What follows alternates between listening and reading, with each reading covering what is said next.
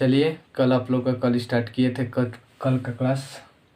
आज देखते हैं इस क्लास में क्या हो रहा। कल आप लोग को बताए थे ठोस अवस्था के बारे में। ठोस अवस्था के बारे में ये बताए थे कि ठोस अवस्था में अंतराणविक बल होता है जो एक दूसरे से क्या होते हैं, बैठे रहते हैं। उसमें ठोस अवस्था के कुछ लक्षण भी बताए थे, बहुत सारे। ठोस अवस्था के कुछ उदाहरण भी दिए थे जो आपके सामने है, देख लीजिए। इसका भी वैसे ही कर सकते हैं, NaCl। ये भी एक प्रकार का ठोस अवस्था के उदाहरण भी है। और दिखाते हैं आपको। कल बताए थे आप लोग को ठोस अवस्था के गुण के बारे में। पहला गुण चुंबकीय, दूसरा नंबर बताए थे चुंबकीय, दूसरा नंबर विद्युतीय गुण। दो गो चीज़ बताए थे आप लोगों को। चलिए आज के क्लास स्टार्ट करते हैं। आज का क्लास आप लोग का है ठोस अवस्था के दो प्रकार होते हैं, दो भाग होते हैं। देखिए, ठोस अवस्था के दो भागों में वर्गीकृत किया गया है। एक क्रिस्टलीय ठोस, दूसरा नंबर अक्रिस्टलीय ठोस। इसकी क्वेश्चन कैसे आता है तो ऊपर देख लीजिए।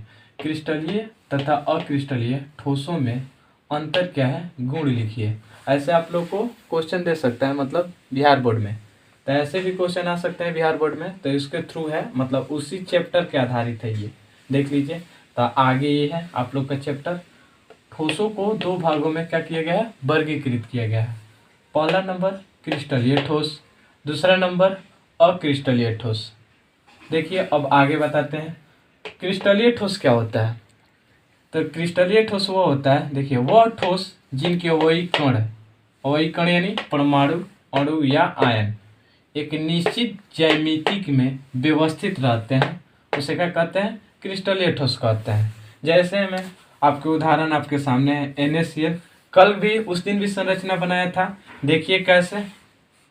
NaCl, NaCl, Cl, Na, Cl, Na, NaCl, NaCl, Cl, Na, Cl, Na, plus minus plus minus plus minus plus minus, sorry गलती हो गया। देखिए, माइनस प्लस माइनस प्लस, फिर plus minus plus minus minus plus minus plus. देखिए तो इनकी संरचना एक व्यवस्थित क्रम में है, वर्गाकार। देखिए तो इनकी सब श्रृंखला जो है व्यवस्थित क्रम में, एक जगह पर बैठे व्यवस्थित क्रम में, बराबर में। देखिए तो इन व्यवस्थित मतलब व्यवस्थित क्रम। वैसे ही देखते हैं CH H22 का। देखिए क्वार्ट्ज का एक संरचना दिखाते हैं आपको। जैसे बेंजीन बनाते हैं ना, बेंजीन ऐसे सेम क्रिया दूसर का बेंजीन इसके समानांतर क्रम में ऐसे चिपके होंगे, ठीक है। ऐसा ही फिर एक और बेंजीन बना लीजिए, मतलब समानांतर क्रम एकदम जुड़े रहते हैं, मतलब व्यवस्थित रहते हैं। इनकी संरचना जो होती है हमेशा एक दूसरे से क्या होती है, व्यवस्थित होती है। इनकी संरचना ऐसे ही जुड़ी रहती है, अलग अलग प्रकार से ऐसे ऐसे बॉन्ड निकले रहते हैं। तो ये होता है क्वाड संरचना। ऐसे ही मतलब इसकी संरचना निश्चित ज्यामिति आकार का क्या होगा, बैठे होंगे एक दूसरे से। देख लीजिए, ये संरचना सेम आकार का, तो उसे क्या कहते हैं, क्रिस्टलीय ठोस। उसे क्या कहेंगे, क्रिस्टलीय ठोस। क्रिस्टलीय ठोस के आइए गुण देखते हैं। पहला नंबर बोल रहा है कि इनका गलनांक निश्चित होता है। मतलब देख लीजिए, जैसे नमक किसी में देखते हैं तो कितना आसानी से घुल जाता है, तो मतलब इनका गलना एकदम निश्चित होता है। सही होता है कि ये हमेशा गलबे करेंगे। तथा इनकी गलन ऊष्मा भी निश्चित होता है, और ऊष्मा भी क्या होता है, निश्चित होता है। दूसरी की बात, यह कठोर तथा असंपीड्य होते हैं। मतलब कठोर यानी मतलब हार्ड होंगे, असंपीड्य मतलब उसको दबाया नहीं जा सकता। जैसे ये बोर्ड हो गया, कठोर है, इसको दबा सकते हैं, नहीं दबा सकते हैं क्योंकि ये कठोर है। समझ में आ रहा है। तीसरी बात, इसकी अवयवी कण दीर्घप्रास में व्यवस्थित होते हैं। मतलब इनके अवयवी कण जो होते हैं दीर्घप्रास मतलब लंबे समय के लिए, कह सकते हैं जो NaCl का जो निर्माण हुआ है, इनकी जो अवयवी कण होंगे ना, लंबे समय के लिए, बहुत ही लंबे समय तक आप क्या कर सकते हैं, नमक खा सकते हैं। तो उनकी दीर्घप्रास में व्यवस्थित होते हैं, बहुत ही लंबे समय तक दीर्घप्रास। ये कभी टूटते नहीं है, इनके आयनिक कभी भी नहीं टूटेंगे, मतलब लंबे समय तक चलते रहेंगे, कहने का अर्थ है। चौथा नंबर, इनका संपूर्ण भाग ठोस होता है। इनका संपूर्ण जितना भी भाग होगा, चाहे NaCl हो, चाहे C12H22O11 हो, चाहे डायमंड हो, चाहे क्वार्ट्ज हो, चाहे यू हो, चाहे एजी हो, ये लंबे समय तक इनका संपूर्ण भाग क्या रहेगा, ठोस होता है, कठोर होता है इनका भाग हमेशा के लिए। चलिए ये था क्रिस्टलीय के बारे में। अब दिखाते हैं आपको अक्रिस्टलीय ठोस के बारे में बताते हैं। अक्रिस्टलीय ठोस होता क्या है, तो आइए इसको भी देख लेते हैं। सेम इसके विपरीत होते हैं, अक्रिस्टलीय ठोस जो होते हैं इनके विपरीत होते हैं। आइए उसके बारे में जान लेते हैं। अक्रिस्टलीय ठोस वह ठोस जिनके अवयवी कण, परमाणु, अणु या आयन एक निश्चित ज्यामिति में व्यवस्थित नहीं रहते हैं, उसे अक्रिस्टलीय ठोस कहते हैं। उदाहरण के लिए कांच, रबर, मोम, प्लास्टिक तथा स्टार्च etc। मतलब इनके जो क्रिस्टलीय संरचना होगी एकदम, मतलब जैसे उसमें बताए थे क्रिस्टलीय में, वैसी संरचना उसकी व्यवस्थित नहीं होगी। जैसे कांच एकदम सिंपल माध्यम होता है, एक सरल माध्यम होता है, उसमें कोई संरचना ही नहीं पाती है। रबड़ का भी देखिए लंबड़ाइए छोड़िए। मोम देखिए, मोम पिघल जाता है, फिर उसकी नया ढांचा आकृति होती है। प्लास्टिक ये भी पिघल जाता है। स्टार्च का वही काम है, जैसे ये मोम का होता है वैसे ही स्टार्च भी होता है। ठीक है, तो ये होते हैं अक्रिस्टलीय ठोस। मतलब उनकी संरचना जो होती है एक निश्चित ज्यामिति में व्यवस्थित नहीं रहते हैं, तो उसे क्या कहते हैं, अक्रिस्टलीय ठोस। जैसे में कांच, रबड़ ये होता है, सब अक्रिस्टलीय ठोस के क्या हो गए, उदाहरण हो गए। ठीक है, आगे बताते हैं इनका गुण। इनके गुण में बोलता है इनमें लघु प्रास व्यवस्थित नहीं पाया जाता है। इसमें लघु प्रास, जैसे कांच जो हो गया, लंबे समय तक नहीं टिक सकते हैं।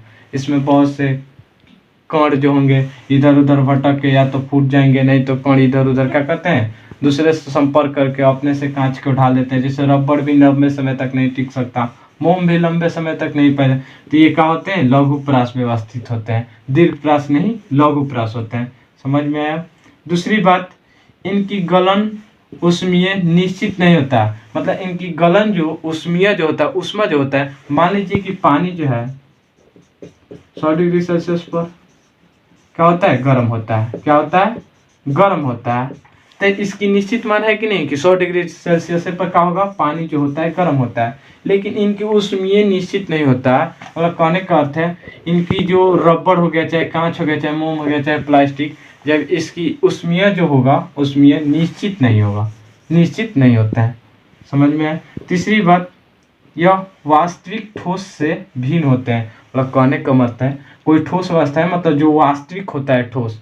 मान लीजिए कि बोर्ड, अभी कल बताए थे कि बोर्ड ये एक प्रकार का वास्तविक ठोस है कि हमेशा ठोस रहेगा, ये कभी, तो ये वास्तविक ठोस से क्या होते हैं, भिन्न होते हैं। मतलब इसलिए अलग होते हैं कि ठोस भी होते हैं, हो सकता है कि ठोस नहीं भी हो, द्रवावस्था में भी हो जाए। जैसे रबड़ मान लीजिए कि कड़ा हो गया, मोम जो हो गया कड़ा हो गया, फिर पिघल कर क्या हो सकता है, द्रव से। तो मतलब कहने का अर्थ है ये वास्तविक ठोस से क्या होते हैं, भिन्न होते हैं, मतलब साफ अलग होते हैं। चौथी बात, इनमें संरचनात्मक इकाई की व्यवस्था द्रव के समान ही होती है। मतलब कहने के अंत है, इनकी संरचनात्मक इकाई की व्यवस्था द्रव के ही समान होती है। मतलब अभी दिखाए थे ऊपर क्या बताए थे कि अवास्तविक ठोस से क्या होते हैं, भिन्न होते हैं। तो नीचे आज ये क्या कह दिए, इनमें संरचनात्मक इकाई की व्यवस्था क्या होती है, द्रव के ही समान होती है। अब देख लीजिए, जैसे कांच, रबड़, इसको पिघलाइए प्लास्टिक के द्रव में, अपने आप आपको क्या हो जाएंगे, मिल जाएंगे। इसलिए इन्हें अतिशीलता द्रव भी क्या कहते हैं, मतलब द्रव को चाहे ठोस हो, इसी को क्या बोलते हैं, अतिशीतित द्रव। अतिशीतित द्रव मतलब ये द्रव में भी हो सकते हैं, हो सकता है कि ठोस में भी हो जाए। तो ये अतित द्रव क्या कहते हैं। जैसे इनका उपयोग देख लीजिए, उपयोग में आ जाएंगे। उदाहरण में क्या था, रबड़, कांच, प्लास्टिक, यही ना था ना, यही था ना। अक्रिस्टलीय ठोस का क्या था, उदाहरण था। अक्रिस्टलीय ठोस यहाँ पे है, इसका क्या था, ये उदाहरण। तो उदाहरण के में वही ना उपयोग में आएंगे।